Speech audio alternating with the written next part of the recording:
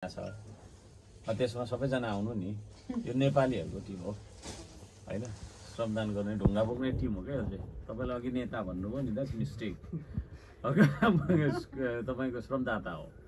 हाम्रो श्रम संस्कृतिमा नेता पनि हुँदैन, कार्यकर्ता पनि हुँदैन हैन। थुप्रैचोटि मैले भनेको छु त, हाम्रो धेरै कुराहरू फरक छ क्या। हामी यहाँ कोही कसैको नेता हुँदैन हैन।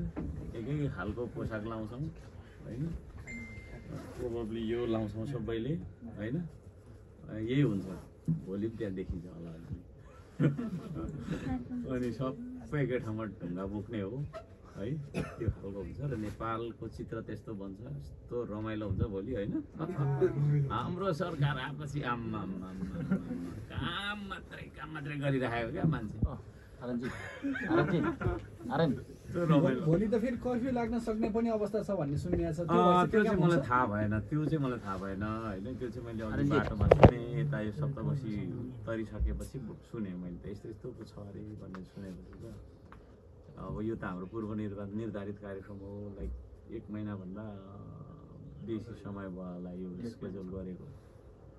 अब के हुन्छ अब त्यस्तो साह्रै, अब कुन त के छ अब त्यो चाहिँ अब तपाईँहरूले मलाई भन्ने हो। सडक आसपासको जनताहरू त करिब आउनुहुन्न। खोइ कुन त त्यही त सडक के गर्दै रहेछ। मैले अलिकति तपाईँ समय अलिकति अल्टरै परेको हो कि भन्ने छ यहाँको स्थानीयवासीहरूको चाहिँ। हो अब 25 गजभित्र पर्ने उहाँहरू त आउनु नै हुन्न।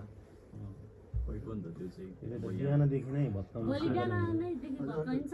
तपाईँको कार्यक्रम हुँदा चाहिँ घुसपैठ भएर चाहिँ कर्फ्यू जारी हुन्छ, जे पनि हुनसक्छ। दौडेर आएर नि प्रोग्राममा घुस्नु पनि सक्छ भन्ने कुरा हो। तपाईँको प्रोग्राममा घुसपैठ पनि हुनसक्छ। घुसपैठ किन हुने होला के रहेछ है। अन्य साथीभाइहरू चाहिँ केही प्रश्न छ भने राखिदिनुहोस्, नभए अन्त्य गरौँ है।